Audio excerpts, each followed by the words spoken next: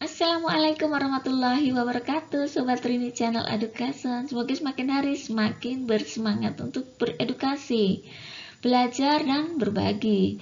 Nah, video kali ini kita akan belajar bareng saja karena kebetulan Rini Channel Education juga termasuk salah satu peserta seleksi ASN P3K Guru tahap 2 tahun 2021. Semoga dengan ikhtiar belajar kita semuanya nanti diterima ya di seleksi tahun ini. Nah, langsung ikuti saja videonya sampai selesai. Nah, seperti yang sudah kita teman-teman ketahui bersama ya, bahwa ujian seleksi ASN P3K tahap 2 ini nanti juga akan terbagi menjadi 4 bagian ujian, yaitu yang pertama adalah uji teknis, kemudian manajerial, sosiokultural, dan juga wawancara. Nah, kompetensi teknis ini kita akan diuji seputar bidang teknis jabatan kita. Kalau misalnya kita guru, berarti soal-soalnya pasti akan memuat soal-soal kompetensi teknis terkait bagaimana kita mengajar, bagaimana kemampuan kita dalam membangun sistem ajar maupun sistem penilaian kita terhadap peserta didik. Nah, kita mulai saja. Contoh yang pertama, model pembelajaran abad 21 yang menekankan dihasilkannya produk dan menekankan otonomi belajar sejak mulai merancang, melaksanakan, dan mengevaluasi hasil belajarnya adalah A. Pembelajaran berbasis proyek, B. Pembelajaran kooperatif, bermain peran dan simulasi, pembelajaran diskusi online, dan E. Pembelajaran kontekstual. Menurut teman-teman jawabannya apa ini? Nah, menurut saya sih A ya. Nanti kita coba lihat saja. Ini pembahasannya ya. Nah, menurut Bos dan Kraus, model pembelajaran berbasis proyek atau PJBL adalah sebuah model pembelajaran yang menekankan aktivitas siswa dalam memecahkan berbagai permasalahan yang bersifat open-ended dan mengaplikasikan pengetahuan mereka dalam mengerjakan sebuah proyek untuk menghasilkan sebuah produk otentik tertentu. Nah, menurut Thomas, pembelajaran berbasis proyek memiliki beberapa prinsip dalam penerapannya, yaitu sentralistik atau pusat dan strategi pembelajaran, pertanyaan penuntun siswa untuk menemukan konsep, investigasi konstruktif, merumuskan pengetahuan yang dibutuhkan, otonomi untuk menentukan target sendiri, dan yang terakhir adalah realistik. Nah, dan jawabannya adalah A ya. Pembelajaran berbasis proyek. Soal nomor 2, seorang pendidik perlu memahami landasan pendidikan. Salah satu manfaat mempelajari landasan pendidikan bagi pendidik adalah A. Memahami berbagai karakteristik peserta didik sehingga memandang peserta didik sebagai pribadi yang unik. B. Menumbuhkan sikap berpikir kritis pendidik terhadap perkembangan peserta didik. C. Membantu pendidik dalam menentukan model pembelajaran yang tepat digunakan dalam situasi tertentu di kelas. D. Perkembangan pola pikir dan pola kerja pendidik tentang bagaimana seharusnya melaksanakan praktek pendidikan. E. Memahami berbagai pasal-pasal dalam UUD dan peraturan yang berlaku di Indonesia terkait dengan pendidikan. Nah, jawaban teman-teman apa ini? Ya, seorang pendidik perlu memahami landasan pendidikan. Salah satu manfaat memahami landasan pendidikan adalah ini ya, meningkatkan perkembangan pola pikir dan pola kerja. Coba kita cek pembahasannya. Manfaat pemahaman landasan pendidikan yaitu pengembangan wawasan kependidikan, yaitu berkenaan dengan berbagai asumsi yang bersifat umum tentang pendidikan yang harus dipilih dan diadopsi oleh tenaga kependidikan sehingga menjadi cara pandang dan bersikap dalam rangka melaksanakan tugasnya. 2. Meningkatkan perkembangan pola pikir dan pola kerja pendidik tentang bagaimana seharusnya melaksanakan praktek pendidikan. Jawabannya adalah D ya. Meningkatkan perkembangan pola pikir dan pola kerja pendidik tentang bagaimana seharusnya melaksanakan praktek pendidikan. Rendahnya partisipasi peserta didik di kelas mendorong seorang guru menyediakan Google Drive agar karya peserta didik dapat tersimpan dengan baik, sehingga memudahkan teman lainnya dalam memberikan sumbang saran terkait karya temannya. Hal ini merupakan mengintegrasikan teknologi pada domain A. Penilaian terhadap peserta didik, B. Pemahaman terhadap peserta didik, C. Strategi pembelajaran, D. Pemahaman materi pembelajaran, E. Pengelolaan pembelajaran. Nah, kita langsung ke pembahasannya saja ya. Contoh pemanfaatan teknologi untuk penilaian. Nah, untuk mengukur pencapaian kompetensi guru menggunakan Google Formulir agar bisa untuk melihat perolehan skor secara cepat dan mendapat data indikator kompetensi apa yang belum dicapai.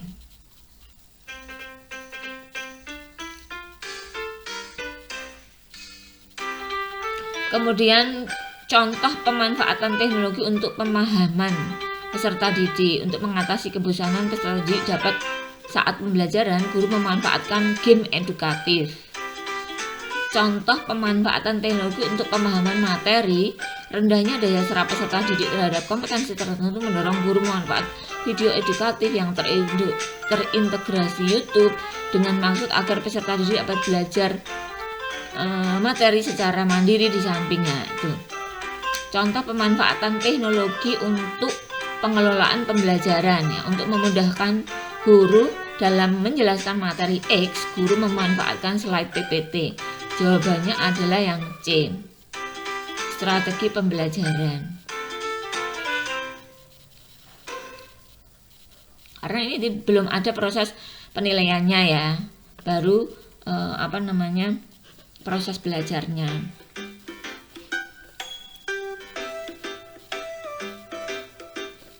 Kemudian nomor 4, Ari adalah anak rajin, memiliki sikap yang baik dan bahkan sering mewakili dalam kegiatan Olimpiade Sains Nasional. Tapi pada hasil laporan belajar dia memiliki 5 nilai yang di bawah KKM. Tindakan Anda sebagai wali kelas adalah A. Siswa tersebut tetap naik kelas dengan pertimbangan peserta OSN.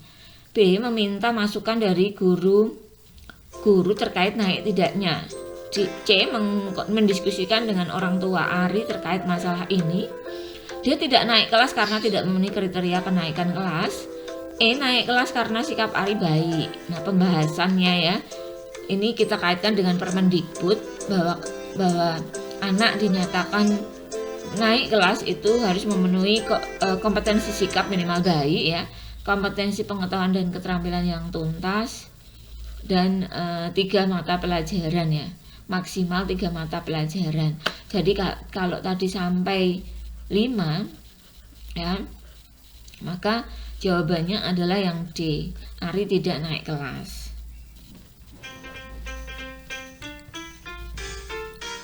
Soal kelima, dalam suatu pembelajaran diperoleh data bahwa siswa yang tidak aktif, maka Anda sebagai guru harus mengubah pendekatan pembelajaran tepat. Pendekatan yang tepat untuk mengatasi hal tersebut adalah A. Konstruktivisme, B. Kontekstual, C. Scientific, D. Deduktif, E. Induktif. Nih, apa ini?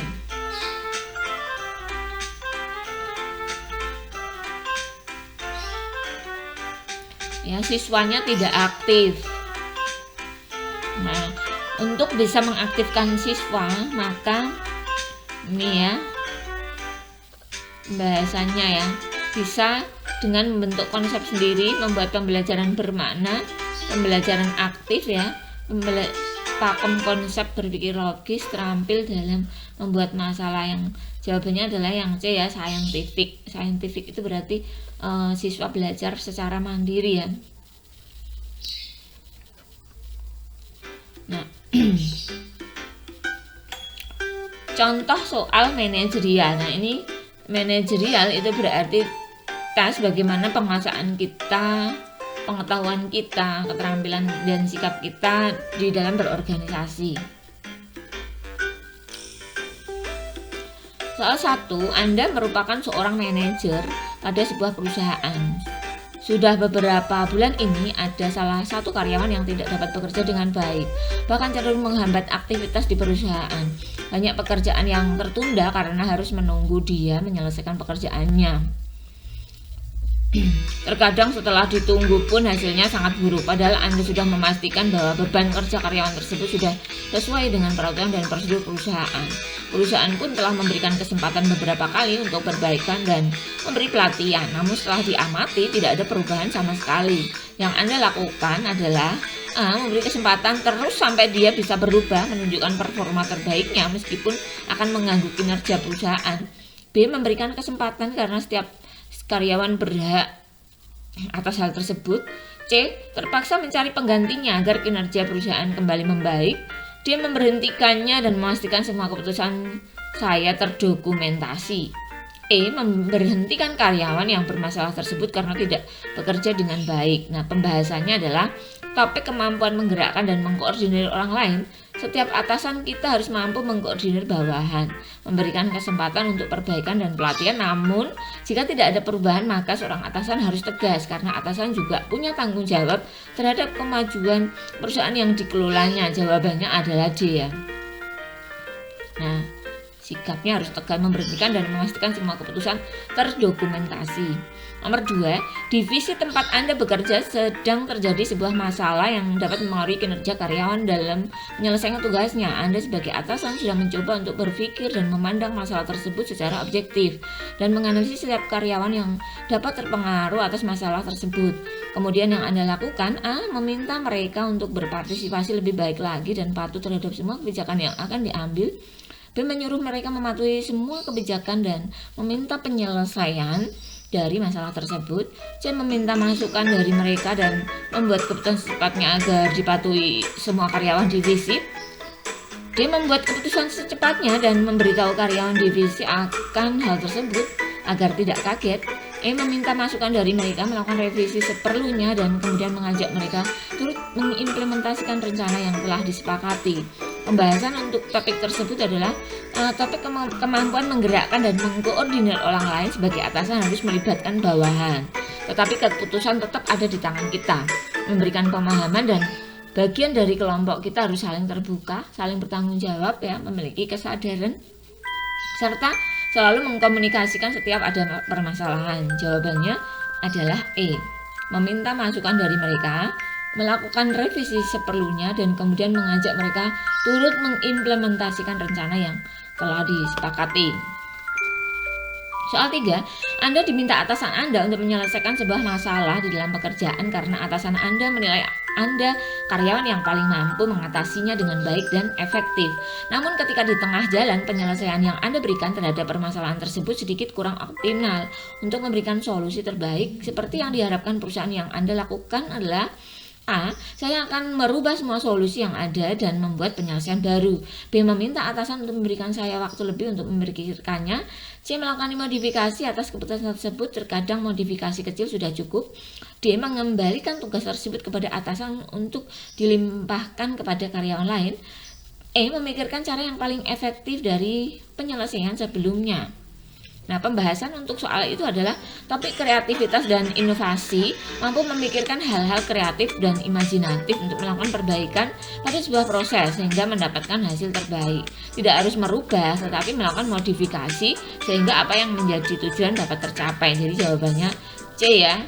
Kadang untuk sebuah kesalahan atau kurang efektifnya sebuah keputusan itu tidak harus dirubah total, tetapi cukup dengan modifikasi.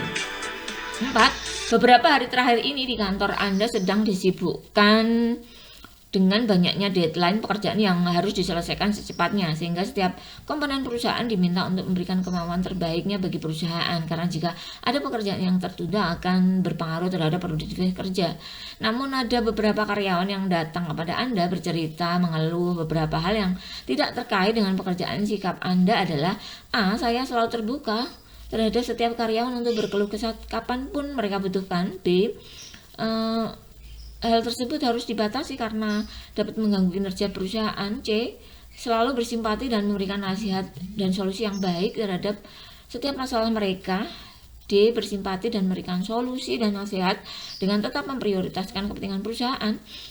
E. Saya akan selalu baik kepada setiap karyawan di perusahaan dan dapat menjadi teman curhat mereka setiap waktu. Pembahasannya adalah topik orientasi kepada orang lain dengan menunjuk itikat baik, empati dan kepedulian terhadap sesama, namun sesuai dengan kapasitas yang dimiliki dengan tetap memprioritaskan kepentingan perusahaan Anda, berbuat baik dan kerjaan tetap jalan. Jawabannya adalah yang D ya. Bersimpati dan memberikan solusi dan nasihat dengan tetap memprioritaskan kepentingan perusahaan. 5. Anda telah bekerja sesuai dengan SOP yang perusahaan berikan kepada setiap karyawan dengan jelas. Sudah terdokumentasi sebagai panduan bagi setiap karyawan dalam bekerja dan telah menerapkan setiap hari dengan baik. Namun terkadang ada kondisi di mana sebuah masalah yang timbul tidak dijelaskan, bahkan tidak ada di dalam SOP yang perusahaan berikan. Yang Anda lakukan adalah A. Tetap mengikuti SOP yang ada meskipun pekerjaan selesai jadi sangat lama dan mengganggu kinerja.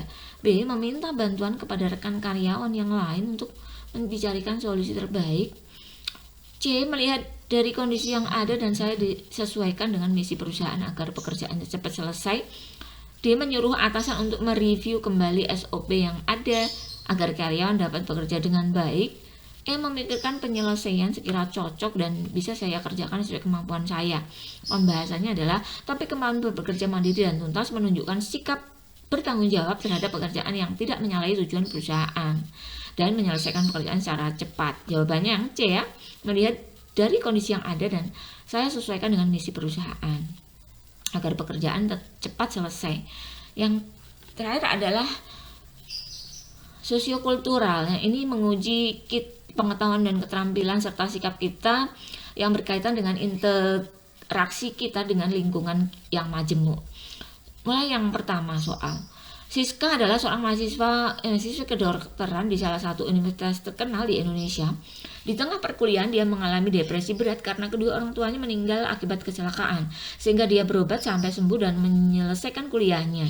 Setelah selesai kuliah, dia ingin melanjutkan sekolah spesialis, tapi ditolak oleh panitia seleksi karena ada riwayat gangguan kejiwaan tersebut. Menurut Anda, tindakan panitia seleksi itu adalah A. Sangat tepat karena jika sewaktu-waktu gangguan jiwanya kambuh bisa membahayakan pasien.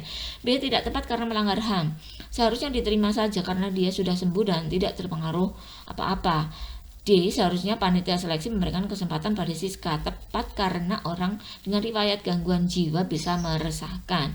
Pembahasannya, kompetensi sosial kultural dibedakan menjadi beberapa level. Untuk level 1, paham dalam mengembangkan dan dibagi jadi 3 ya. Memahami, menerima, peka, terbuka, bisa belajar dan bekerja sama. Untuk itu jawabannya adalah C ya, memahami dan menerima.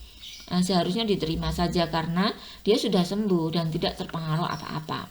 Kemudian soal 2, dalam suatu rapat dewan guru, pendapat saya ditolak oleh peserta rapat. Sikap yang saya lakukan adalah A. Berlapang dada menerima penolakan itu. B. Tidak terima dan langsung meninggalkan tempat rapat.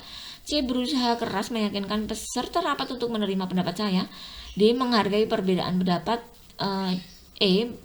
Dengan berat hati menerima penolakan dan mengikuti rapat sampai selesai. Pembahasan ya. Memahami, menerima, peka, terbuka dan jawabannya adalah yang A ya.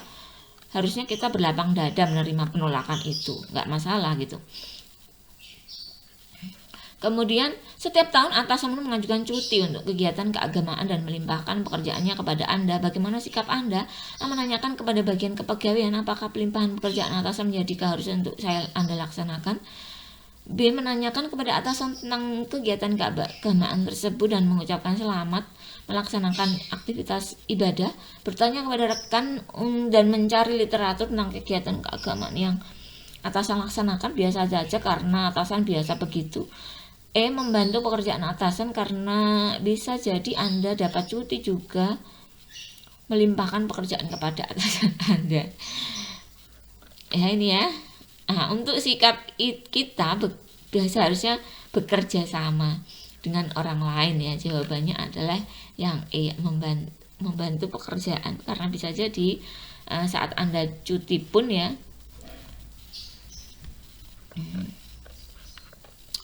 4. Suatu hari Anda sedang rapat bersama para pimpinan. salah seorang pimpinan mengeluarkan pendapatnya, namun Anda tidak setuju dengan pendapat tersebut, maka yang Anda lakukan adalah A. Langsung mengeluarkan pendapat Anda, juga meskipun ia pimpinan, menutup mulut karena tidak mau membantah pimpinan, mengiyakan saja untuk menyetujui pendapat pimpinan tersebut, meninggalkan ruangan rapat karena Anda geram dengan pimpinan Anda. B. Biasa saja karena hal tersebut sudah sering terjadi. Nah, ini sudah sosiokultural level 2, yaitu peduli, membangun hubungan baik, bersikap tenang. Nah, jawabannya yang A ya, langsung mengeluarkan pendapat Anda, juga meskipun ia pimpinan. Suatu hari Anda menginap di rumah salah seorang keluarga Anda.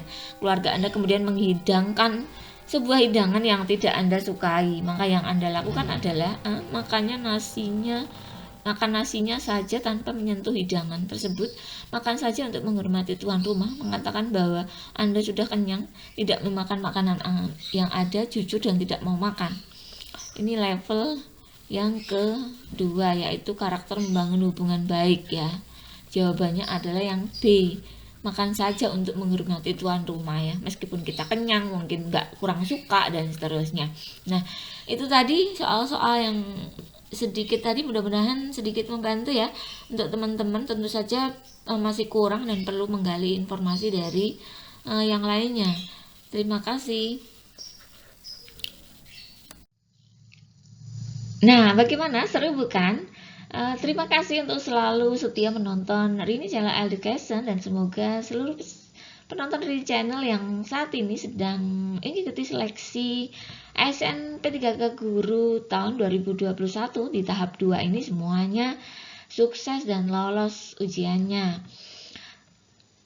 Terima kasih untuk selalu menonton Rini Channel Education. Nah, jangan lupa bagi yang belum subscribe, silakan subscribe dulu agar kami selalu bertambah semangat lagi untuk memproduksi video-video yang bermanfaat untuk kita semuanya. Kritik dan saran kami tunggu untuk perbaikan video-video kita, materi-materi kita ke depan. Terima kasih. Assalamualaikum warahmatullahi wabarakatuh.